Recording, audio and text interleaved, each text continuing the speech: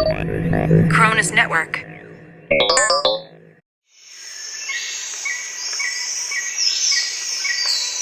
I'm Gabe, and this is my filmcast. This will be my initial reaction to Rambo Last Blood, intercut with my later thoughts. Enjoy. I don't know Grunberg, but apparently he worked on a film called Get the Gringo. Grunberg has also worked as an assistant director on such films as Wall Street, Money Never Sleeps, Edge of Darkness, and the Mel Gibson epic Apocalypto.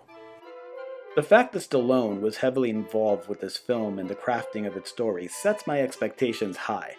The man can write, and his commitment to his characters is legendary.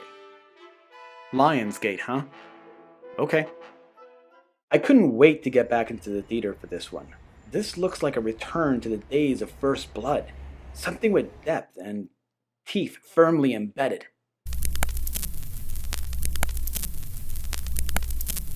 Alright, so I just got out of Rambo Last Blood, and I have to say that it was a fair movie.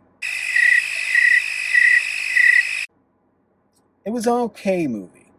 Speaking strictly as a film, it was an okay film. It wasn't bad, it wasn't great, it was kind of like middle of the road. Yeah, some other folks may put this a little bit further down the road.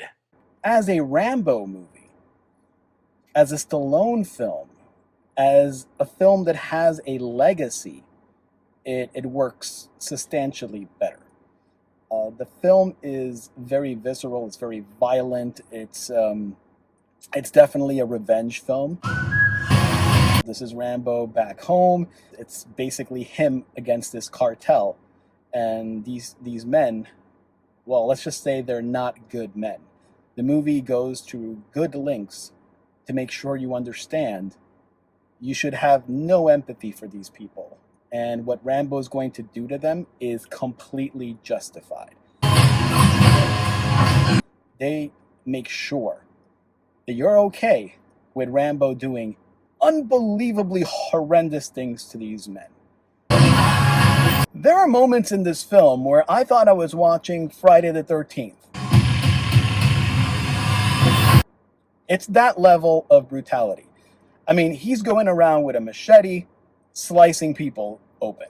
So the comparison to Jason is actually not that weird.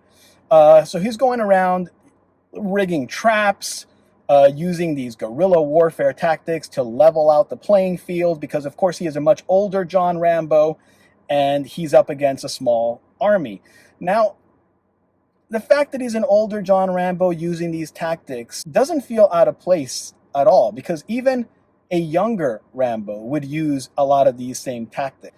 He would use these tactics aggressively for sure, because we've seen him do that in other films. It's very consistent with the character and the way he goes about doing things.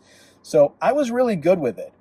And we're not going to get any hand-to-hand, fisticuffs action in this movie, which is good because it would not necessarily be believable with a Rambo in his 70s.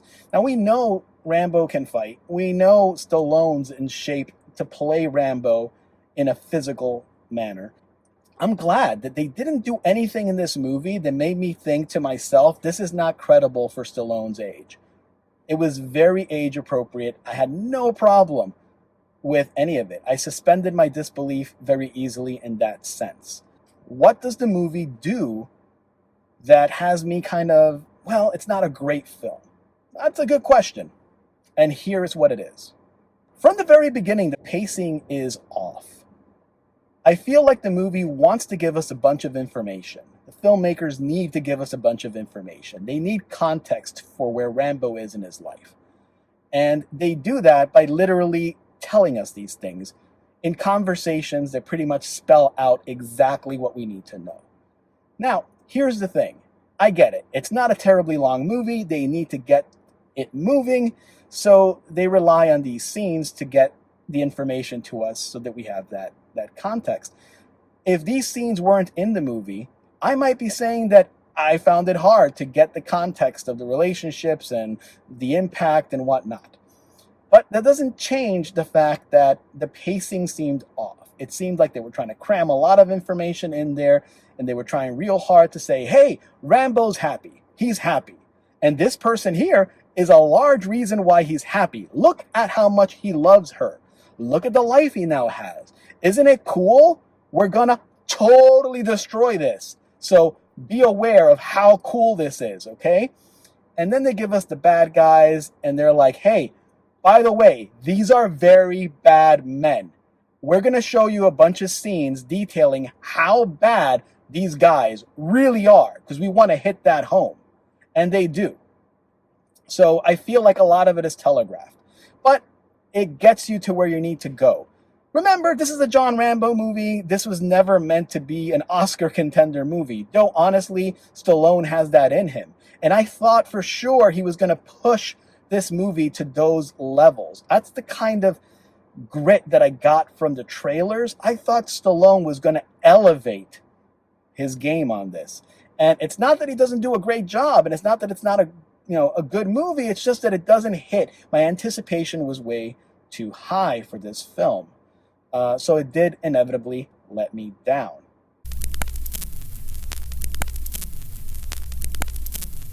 Rambo is a killing machine. He is, by all means, a monster that our government created. Our government created John Rambo as a monster. However, he's also a man with a good heart who recognizes that he is a monster and does all he can to keep a lid on it. In fact, that's actually what he says in the film, that he's trying very hard on a daily basis to keep a lid on it. He's traumatized by all the war and all the death that he's seen, but he's also at home in that environment. That's also where he lives.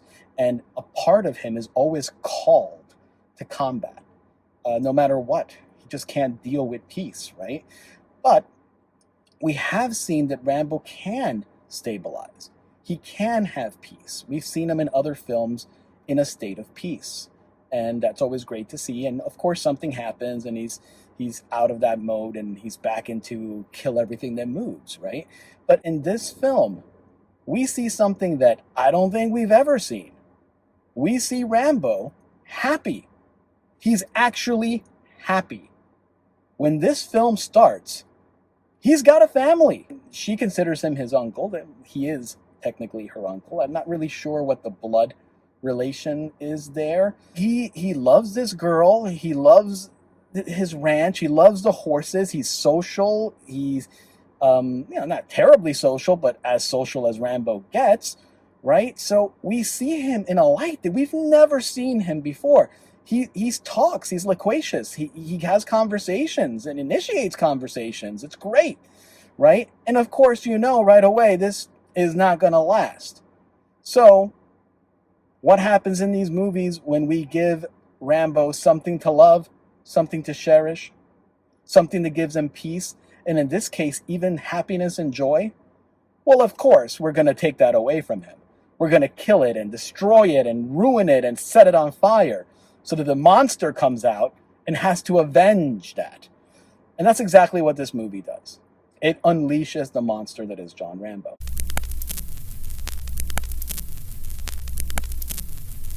I wanted this film to be Logan. I wanted this film to be John Rambo's swan song, and I wanted it to be Logan so bad. I wanted it to have that same heart and grit and feel and just be shot in such a way that every frame is like a work of art. You're not going to get that here. It's pretty standard fare in that arena. However, what you do get here is something more akin to, let's say, Taken. Not as great as the first Taken, but one of the sequels, let's say. So if that's what you're looking for, you're gonna get it here in spades.